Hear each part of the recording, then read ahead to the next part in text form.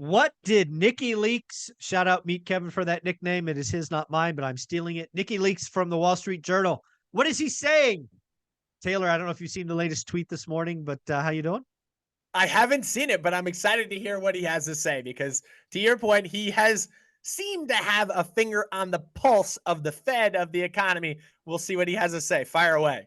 Yeah, so we'll get into the whole tweet, but there's two lines I'll read to you first. First, the kind of opening. Almost every hard landing looks first like a soft landing. Ooh, ouch. Yep. And the closing line of this tweet, planes land, economies don't. Yep. What is he saying Yep. there, Taylor? What's going on?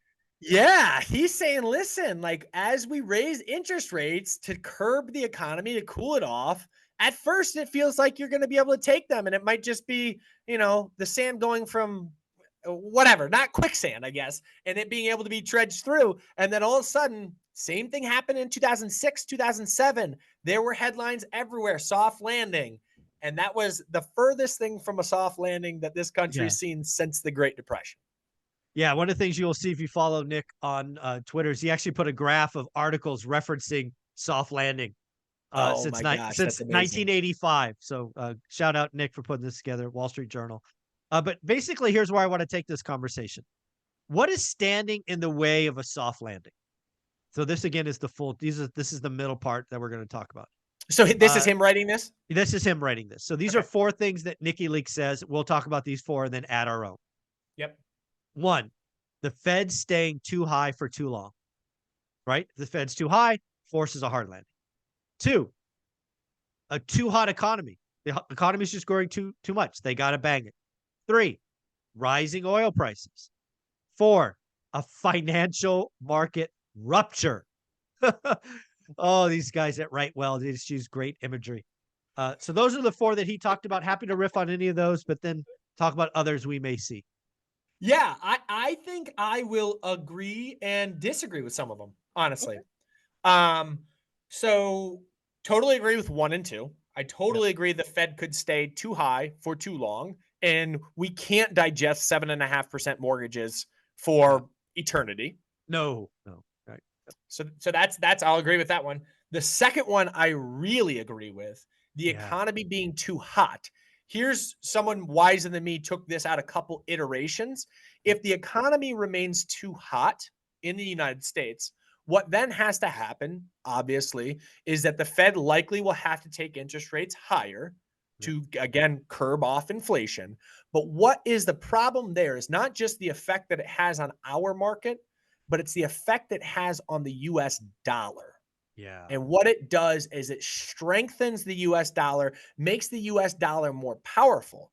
And our companies in the United States, specifically technology, get a massive amount of revenue overseas. And what happens when the dollar gets more powerful is that revenue that comes from overseas gets more expensive. Whatever fee they're charging for whatever service gets more expensive. And at some point, those companies overseas that are buying this, or even countries, are going to look and say, hey, we can't do this anymore. It's too Yeah. expensive now. And that could be one of the stumbling blocks that forces us into that inevitable recession that will come eventually at some point. Yeah, I agree with you. When I look at number one and number two, I think number one is the most likely candidate. I think Powell is solely focused on staying high for longer. I think he's been very clear about that. I think he risks a recession. I think he knows. I talked to Danielle DiMartino Booth about this last week. I believe since the last Jackson Hole, not this most recent one, but the one over a year ago, that he's trying to Yep. kill the Fed put. And I think in order to kill the Fed put, he has to break it and, not bend the knee, if you will, to Wall Street. So I agree with that. What do you think about rise in oil or financial market rupture? Yeah, so I disagree a little bit with 3, rising oil. So what I'll say on this is I'm not saying that higher oil prices are necessarily a boom for our economy. They certainly aren't. It hurts the average American in a big way. And those are the people that we need to not hurt because they're the ones that spend every dollar they have. So if that dollar is not getting spent on oil, it's getting spent elsewhere. But one of the things I'll push back on a little bit here is when you look at the statistics, backward facing to say every time you've seen a 50% increase in oil, it's forced us into recession. I believe that's true. Maybe the last year that actually became not true. But anyway, higher oil prices often have the effect of forcing us into a recession. What's changed is that we have become much more oil independent, energy independent over the past decade, decade and a half. So we are now essentially a net neutral oil importer slash exporter, energy, I'll call it in general, because nat gas and group those things in. So with that, I think that yes, higher oil prices is not a good thing for anyone outside of the oil companies. But at the end of the day, it doesn't have as large of an impact as it has in the past on us. Yeah, I mean, I think I mean, when when you get an econ degree, one of the things you absolutely study is oil, right? And Right. there's a statement, I think, 30, 40 years in the making. The cure to higher prices is higher Higher prices. prices. Yeah. And oil is the best example of that. And Yeah, again, but you know what though, Michael? It also depends on, and I don't want to get into a political battle. It also depends on what side of the aisle you're on, because are higher prices able to be cured by higher prices? Largely is dictated by the political environment that we're in. Are we able yeah. to have supply and demand dynamics drive more drilling? Yeah, well, at the end of the day, there is a supply component of that, and we could be energy independent if we wanted to be. Correct. Correct.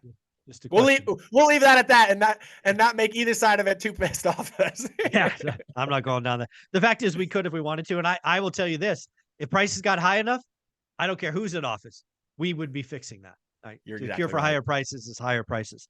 And then the last one, a financial market rupture. There's a good word for you, rupture. There's a lot of Yeah, signs that stuff could be breaking. that just rings a bell of an appendix rupture to me, which sounds so darn painful. Yeah, not And I good. think that that is absolutely true. And this is something that has been so well muted over the past since March is the regional banking issue. But what you see is financial markets are forward looking, right? So you look at stock prices of big banks and especially regional banks, they're on the carpet. They have gotten beaten down and they have not bounced back yet.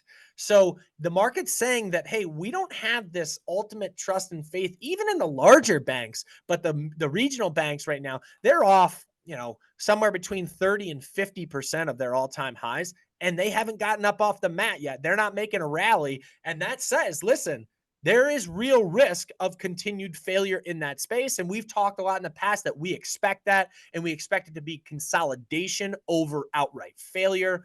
A struggling bank will get taken out by another bank like we've seen, et cetera. But I think there's real risk of that. Absolutely. Yeah, I think there's a lot of stuff. There's a lot of stuff in kind of the shadow banking area that I'm watching. There's a lot of distressed debt. There's a lot of zombie companies that are going to go bye-bye. It's just we've got to pay the sins of, zero risk and free money. We haven't paid the price yet. We haven't even paid the tip yet, right? We've got Yeah. the pain is still coming.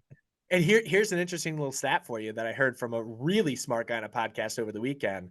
There is still $2 trillion of stimulus that is left between the CHIPS Act, the Yeah. Inflation Reduction Act, and whatever the third act that's outstanding. There's still $2 trillion that can and likely will be pumped into the market. You got to think about this. We are headed directly into an election year.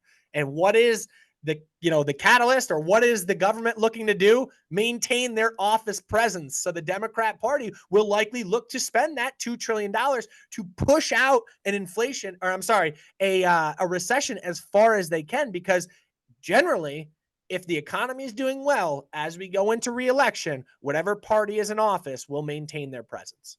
There you go. Well, Taylor, do me a favor. Where can people find you? Yeah, find us at Life Goal Investments. We're on both Instagram and on TikTok. Awesome.